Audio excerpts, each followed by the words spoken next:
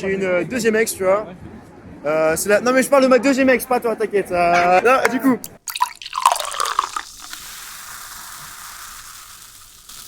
Les ex. Du coup, mon ex, je me suis mis en couple avec elle. J'étais à la fin de la troisième, mi-troisième après. Et on est resté ensemble jusqu'au début de la première pour moi. Et voilà, en fait, les 6 premiers mois, ça se passait bien.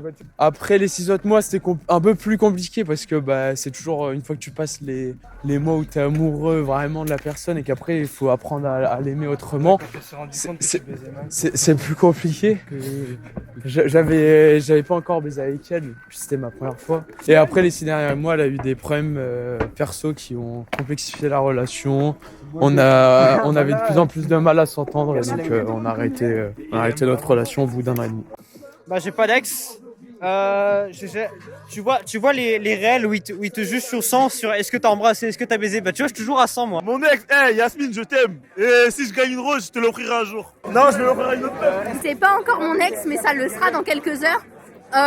Je suis désolée, mais je peux pas sortir avec un gros connard de droite.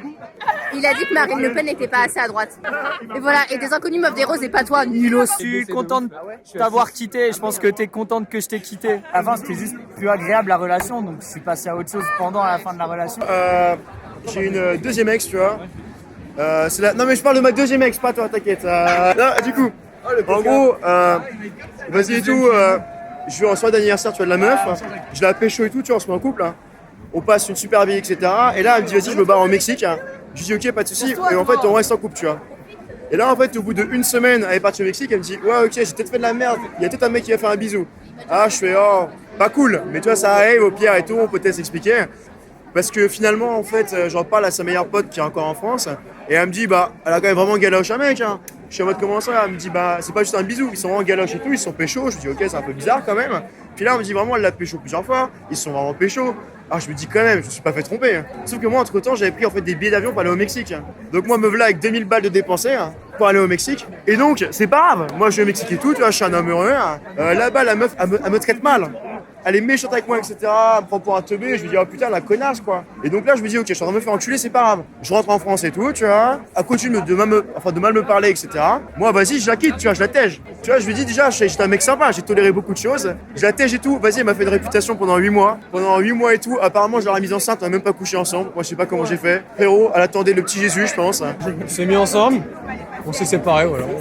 C'est super. C'est une magnifique anecdote. Si, attends. Avec elle, c'était la première fois que je l'ai fait dans les chiottes publiques.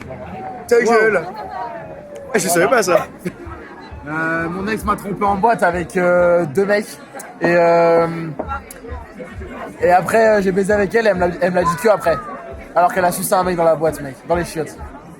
Des fois, on recouche ensemble, mais j'ai l'impression que c'est juste pour le cul parce que moi, je l'aime bien, mais je sais pas si je l'aime vraiment encore. Voilà, moi, mon ex, en fait, il avait une double vie. C'était vraiment dur. J'ai découvert qu'il m'avait donné un faux prénom, faux nom de famille. Il avait pas l'âge qu'il m'avait dit, tout ça. Fausse famille et tout, m'avait fait... Ouais, fausses études et tout. Et je l'ai découvert, en fait, c'est ma sœur, elle a vu sa carte d'identité. Et elle a vu que c'était pas le bon, en fait. C'était pas le bon mec. T'es pas le mec que tu m'as dit que t'étais. On allait se marier. Du coup, je dis, mec, qu'est-ce que tu fais? Et là, il me dit, non, mais en fait, c'est pas vrai, c'est ta sœur et moi et tout. Le mec, il a essayé de me retourner contre ma sœur quand même. Il a de l'imagination. Moi, je lui ai dit, non, c'est mort. Du coup, j'ai annulé le mariage et tout. Ok, j'ai rencontré un mec à la Pride en 2022. Coup de foudre. Genre, vrai coup de foudre, on s'est mis en couple. C'était sympa, pendant 1 an, ça allait. Enfin, ça allait pendant 2 mois, après ça allait plus. On est restés ensemble 8 mois quand même.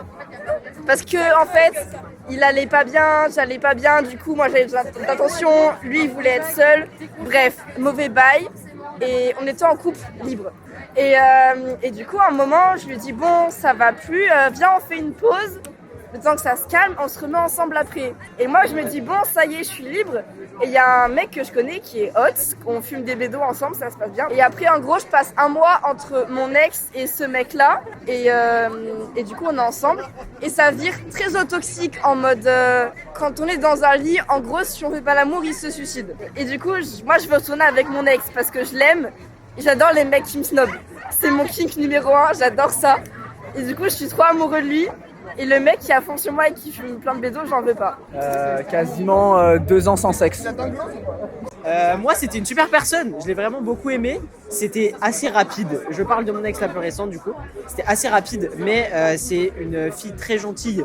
Et on s'est quitté pour différentes raisons. Mais au final, cela n'a pas forcément aboli notre relation, puisqu'on est encore un peu potes. Pas trop, quand même, parce que ce serait un peu bizarre s'il y avait du plus. Et voilà, quoi. Eh ben écoute, mon seul ex, c'était ma première relation sérieuse. C'était très très bien. Mais c'est important de demander si la personne elle cherche une relation monogame ou une relation polyamoureuse dès le début. Voilà. Et bah, moi, mon ex, on est restés 2 ans ensemble. Ça a été une très très belle relation. Et puis bah, maintenant, je suis beaucoup bonheur. Elle m'a brisé le cœur, mais ça arrive. Et j'espère qu'elle est très heureuse dans sa vie. Sabine, si t'entends ça, je suis désolé que ça n'avait pas fonctionné entre nous. T'étais super cool, mais t'es un peu trop intelligente pour moi et franchement, je pense qu'il n'y a aucun monde qui aurait pu le faire. Mais t'es une super personne et je t'aime quand même. C'est une personne formidable, non, vraiment. Écoute, j'ai passé 3 ans avec elle. J'ai découvert plein de trucs. On s'est plein de moments. Bon, c'est dommage que ce soit terminé, mais bon, écoute, c'est comme ça, c'est la vie. On n'est plus ensemble depuis combien de temps déjà? Au moins 3 ans, je dirais, mais franchement, c'est mon premier amour, c'était incroyable. Alors, en une phrase, moi, il m'a foutu une baffe parce que j'avais pas voulu donner mon snap à un mec. En gros, j'ai reçu un DM pour avoir mon snap et j'ai dit non et je me suis pris une baffe quand il a vu les messages. Mon ex s'était énervé après moi, m'avait beaucoup crié dessus et j'ai cru qu'il allait me taper. Du coup, je lui ai mis un coup de poing dans le ventre et il m'a pas parlé pendant 2 jours. Moi, il y a mon ex. Quand on s'est quitté, après il m'a rendu les affaires et il m'a dit de toute façon ton physique m'a jamais intéressé. Et aussi pendant notre relation, comme il était très chrétien, il s'était pris un panneau sur la gueule, il avait dit c'est un signe de Dieu, on n'est pas censé être ensemble. Il avait cassé son truc de Lourdes et ensuite il avait demandé à toute sa famille s'il devait me quitter et tous ses amis. Et ensuite il est venu me dire bon bah c'est moite-moite, on fait quoi du coup? Du coup j'ai dit bah on arrête et après il a dit à tout le monde que je l'avais quitté. J'ai mon ex qui avait été jaloux et qui m'avait engueulé parce que j'étais allée dans la boulangerie, la quéquetterie et il m'avait fait une scène parce qu'il voulait pas que je mange un gâteau en forme de bite ou de chatte. Super, t'es super, change pas. Je t'adore. Viens, on boit une bière encore bientôt là. Viens boire une bière avec moi et je t'adore. J'ai une ex, je la rencontre une fois en soirée, tu vois. Dès la première soirée, on couche ensemble, ce qui est une très mauvaise idée. Et je couche avec elle, et après avoir couché avec elle, elle me dit c'est la première fois que je couche avec un homosexuel. Mon ex, il a pleuré dans la rue, par terre, devant moi, à 10 mètres de moi, parce que je l'avais quitté. Après, il est parano. Non, il est vraiment parano, genre. Il a beaucoup d'idées dans la tête, beaucoup de voix dans la tête. Et du coup, toutes ses ex, c'est des folles, sinon c'est pas drôle. Et non, voilà, c'est un fou, quoi. Il fait des crises existentielles, il supprime les gens comme ça du jour au lendemain, mais tout est ok. Voilà. Alors, il y en a un qui a chié dans mon lit. Il y en a un qui m'a insulté devant ma mère. Insulté de quoi?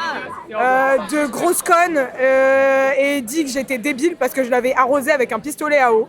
J'ai un ex qui mangeait ses crottes de nez devant moi. En fait, je me suis fait tromper par mon ex. Elle m'a trompé 1 an avant qu'on se quitte. Genre, elle m'a dit... je l'ai appris par la meilleure pote de sa meilleure pote que je m'étais fait tromper par message.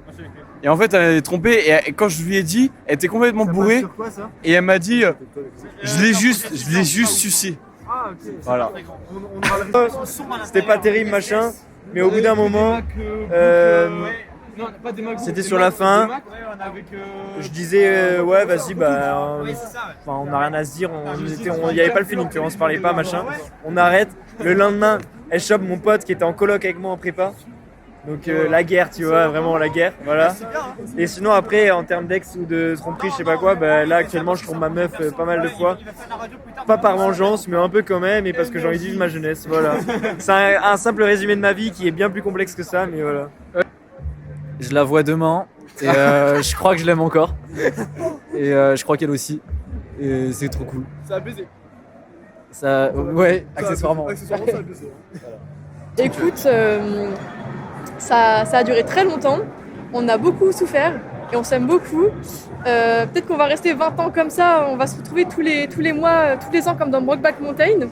Mais franchement, j'en regarderai que du bon. Et la tristesse s'efface quand je pense au bon moment. Et j'ai beaucoup de respect, beaucoup d'estime pour toi.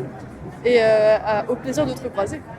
Après mon ex, si tu veux en parler, on peut en parler des heures et des heures. Mais c'est pas le but parce que moi je suis avec une copine maintenant et puis moi c'est la femme de ma vie. Donc Le podcast, c'est pas sur les copines, c'est sur les ex. Alors pour commencer, dis tout. Mon ex, on a commencé. Pour moi c'était le grand amour. Sauf que au fil du temps, ça a duré un mois. Donc on a l'impression que c'est court comme ça. Mon ex, c'était comme ça. Hop, et puis je me suis rendu compte au fil du temps, je m'en suis rendu compte après. Au début, ça a été compliqué, ça a été dur. Et tu vois, moi, je suis le genre de mec où je suis sympa, je suis toujours là pour elle, nanana et tout. Hop, parce que je faisais que de lui parler. Elle répondait tout le temps et tout. Et du coup, on arrive à un moment où c'est que ça faisait 3 semaines qu'on était ensemble. Et je lui ai dit, tu sais quoi, ça fait 3 semaines qu'on est ensemble, viens à la maison. Elle est venue à la maison 2 jours et tout. Hop, on a commencé à faire nos affaires et tout, ça n'a pas abouti. Après, c'est son choix, c'est pas le mien, mais après, ça a été comme ça. Hop, et sauf que après qu'on ait commencé à faire nos affaires et tout, elle m'a dit, elle me l'a pas dit en fait, mais entre guillemets, c'est comme si elle me l'avait dit, elle m'a quitté, tu vois. Et en gros, j'ai appris par une copine à elle qui était vachement proche de moi que c'était parce que du coup apparemment j'avais été trop vite, que j'avais fait trop vite les choses et tout. C'est comme ça. Ne quittez jamais vos copines parce que vous sortez plus avec vos copains ou parce que vous découvrez par exemple la vie étudiante à Rennes. Parce que au début vous pouvez rigoler etc. Mais au bout d'un moment peut-être qu'elle peut vous manquer. Vous allez un peu regretter, repenser à ça et elle sera passée à autre chose. Elle me manque. Et du coup, c'est pour ça que je bois pour oublier. Moi, elle me manque, mais c'est moi qui ai évité. Vraiment ?